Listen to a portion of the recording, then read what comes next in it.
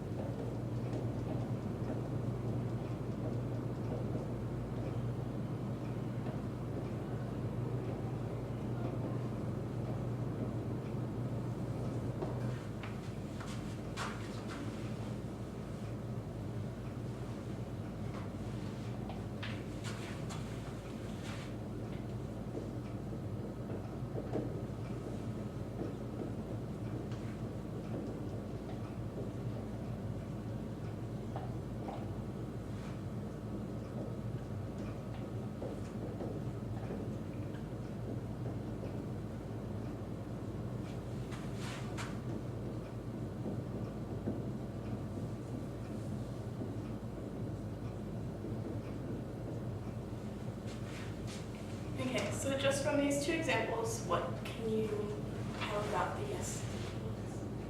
What kind of sentences are there? It's scripted. Scripted.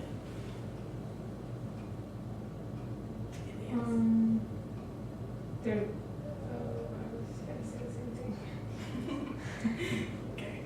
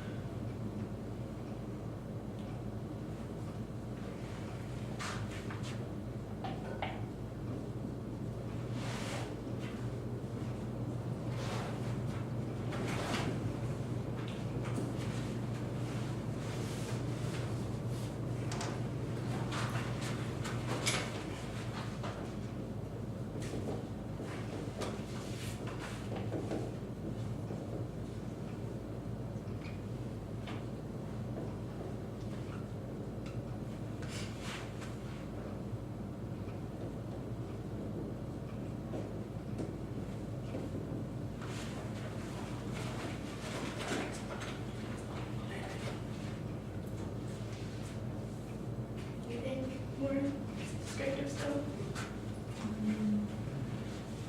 Yeah. I feel like this part, example part, you say more object when you describe something, someone. Okay. Let's see. A few more.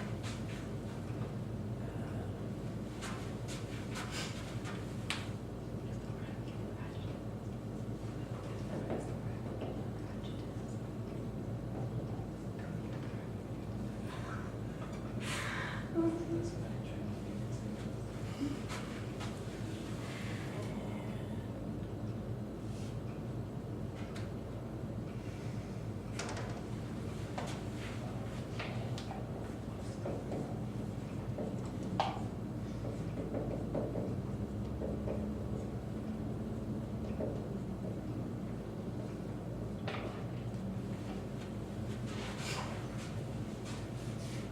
Okay. So, what do you think the yes examples are?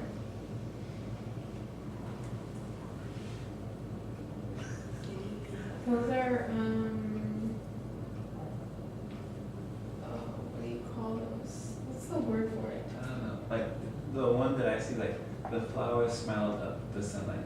Flowers can't smile, but it's There's a word for it. Personification.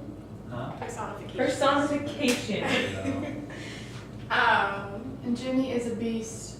Is that like a metaphor? Yeah. Yeah. But they're not all metaphors. They're all Simile. personification. Jackie looks like an angel. Similes. Yeah. Will all fit into one category of type of language. Just not description. What does it start with?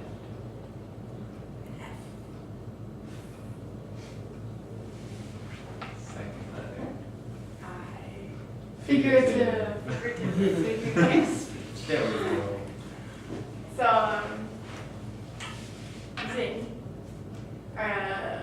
using these examples, can you give me a few more sentences that are figurative? My head feels like it's going to explode at the moment. Yeah, it's one.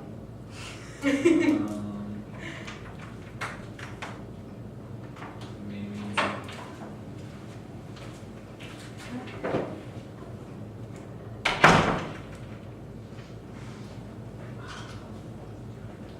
Thinking of one.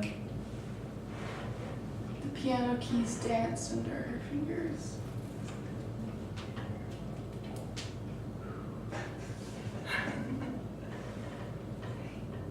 Okay. So in groups, I just wanna this would be great, but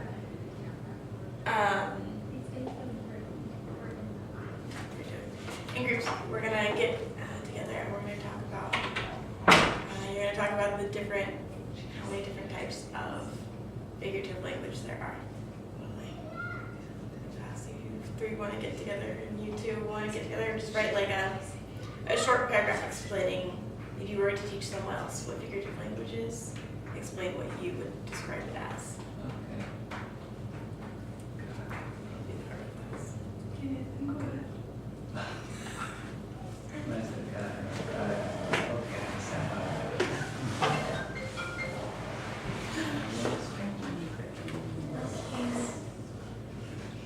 I love paper.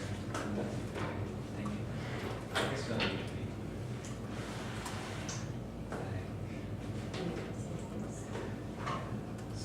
If you're just describing something, to explain what figurative language is. Like basically, it's using descriptive words. It's like last time you heard about the song.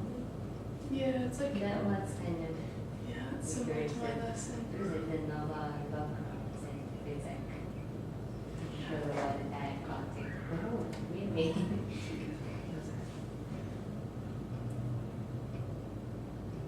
It's like describing an object using something to describe it you wouldn't Yeah. thing. Or saying it is or is like something that you wouldn't technically use to describe it.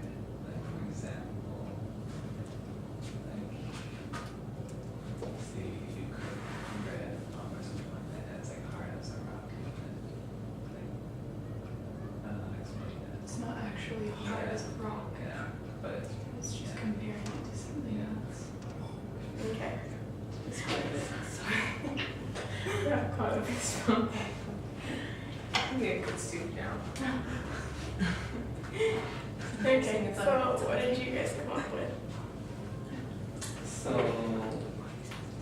figurative language is like using a word to describe Is it okay? like to describe like another object. Like for example, what we came up with is like, say you're baking bread, but somehow you do it wrong, and so it's really hard.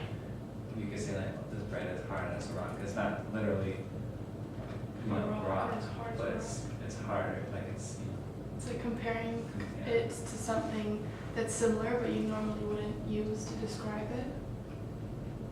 It's kind of abstract almost. Okay. You guys come up with thoughts? Come up with our own. Yeah. How would you Okay, so explain How would figurative you explain language? figurative language to someone? How to explain it? It's like giving a. Well, I would just say it's sort of like a metaphor, but more descriptive. and I don't know, just keep them examples. I don't know. So the little definition for figurative language is figurative language is saying one thing and meaning another. It's a simile, metaphor, monotony, personification, astrophy, they're all forms of figurative language. Can you guys name anything that we would write using figurative language? Poetry, Poetry. song lyrics, So, short stories. I was gonna say that one. Lesson. Okay. So I have a couple poems we're gonna read, and after I read each one, I want you guys to pick out one thing that strikes you as figurative language. The shattered water made a misty din. Great waves looked over others coming in, and thought of doing something to the shore the water never did to land before. The clouds were low and hairy in the skies, like locks blown forward in the gleam of eyes. You could not tell, and yet it looked as if the shore was lucky in being backed by cliff. The cliff is being backed by continent. It looked as if a night of dark intent was coming, and not only at night and age, someone had better be prepared for rage. There would be more than ocean water broken before God's last put out the light was spoken.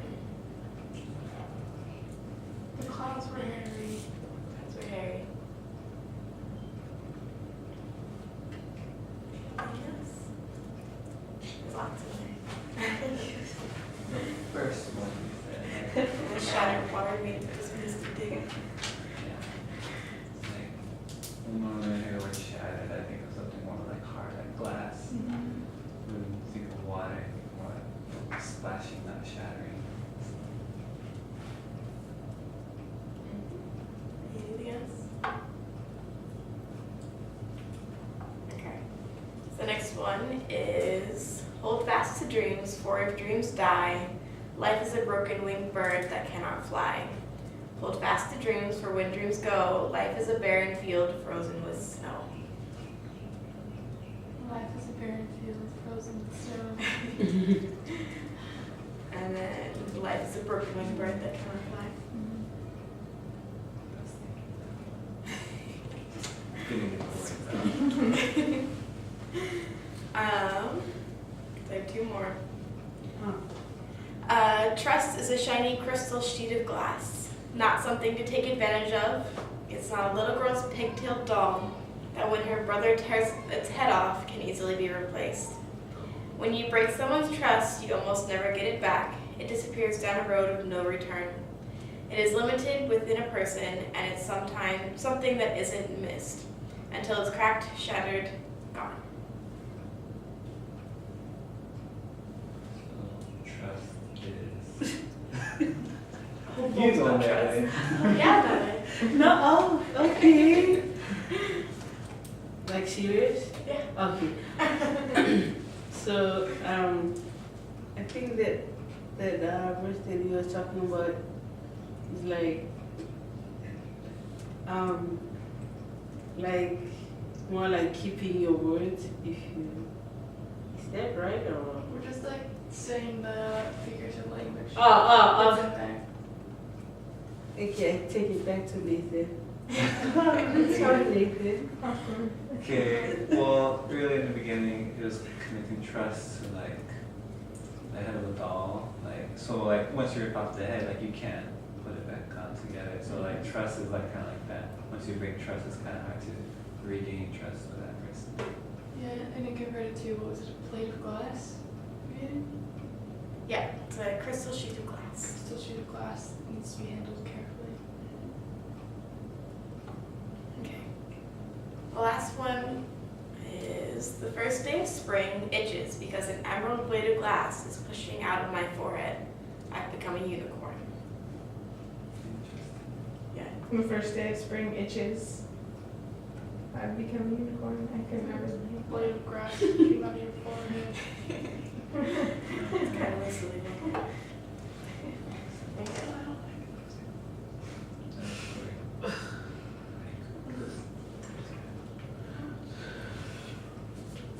Okay, so now that we have like thoroughly gone over figurative language and how it's used, and that we've read several poems, I want you all to write your own little poem using figurative language. Oh my god. So maybe you guys about 5 minutes, and you can write a poem about anything: color, motion, sky, floor, an ant, anything. Just use figurative language.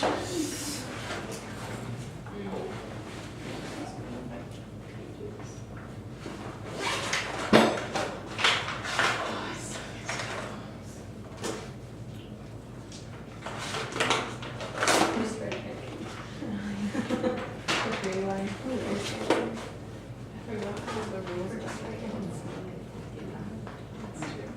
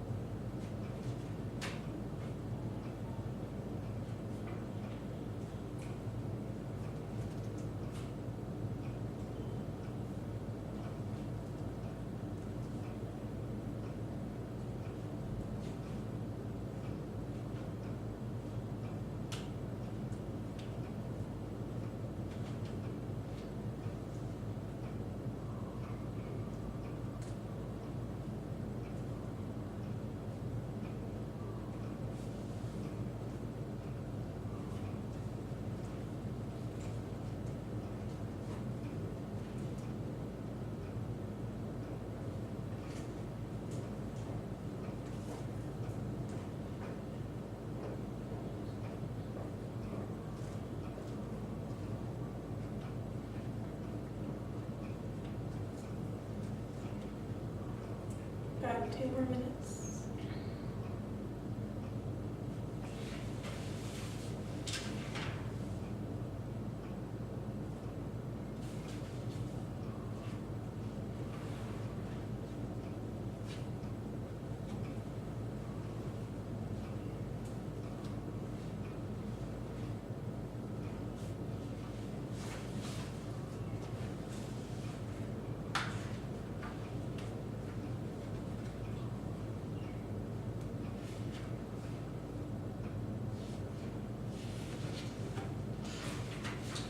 Okay.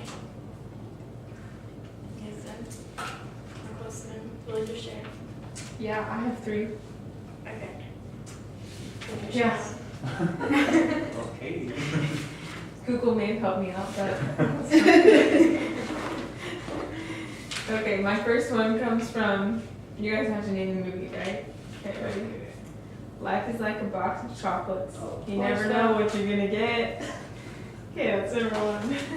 Number 2, I did not realize that opportunity was knocking at my door. Number 3, I could hear Hawaii calling my name. How fitting is that?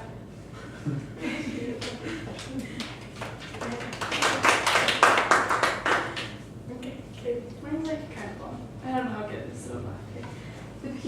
beads danced beneath her fingers as the light from the spotlight spilt like milk across her face. The audience is suffocated by the brilliance being heard as the night wraps its arms around the world outside. The dresses shine like diamonds and the suits are as crisp as a cracker. Their voices babble like the brook as they travel home. Holy cow, are you kidding? You just whipped that up in like 2 minutes? Yeah. Deep. Okay, talk about a poem. Okay, poems over here. Anyone else want to share their poem? Like deep thinking. Sure, like it's not really a poem, but One was a haiku. yeah. 3-line stanza, you know? But it's not, yeah, it's not haiku, it's 4 lines, but so I just put life is adventurous like a tiny sailboat drifting in the raging sea, going wherever the waves send it. Okay. Bring life to a sailboat. When would you like to share yours? I wrote in Japanese. I can try to translate. I don't know it's poet, but I can try. The bird sings in the sky, flower smiles in the field, and river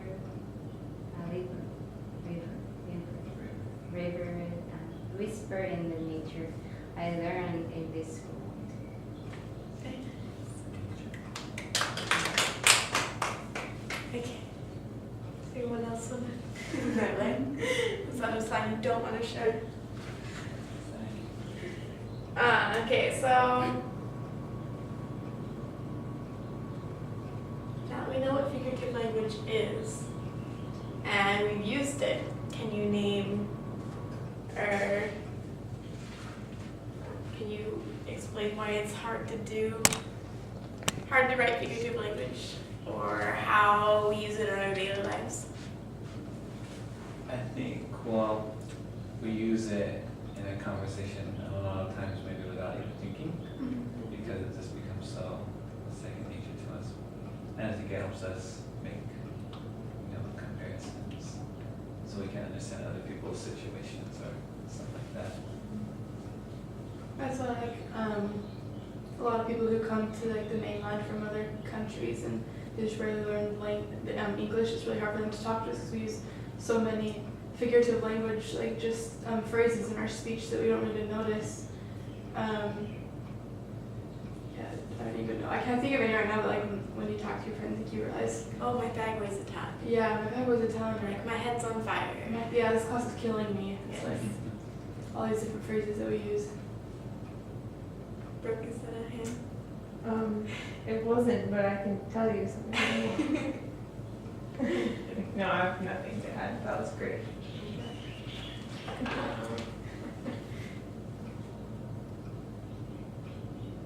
Okay, so we're just gonna go around the room real fast, and everyone's gonna say one thing they learned about figurative language really fast. 1, 2, 3, go. I thought that this kind of hard to understand as a second language learner, but it's good to know about this because we can try to think which kind of things talking about, Yeah. or we can compare with some object that we can get the other ideas. So it's really good to learn. Yeah. Something I learned about figurative language is that it's something that I use daily, but without thinking. But it's also something that I can maybe even use in my writing, creative writing, stuff like that, and make the papers more interesting.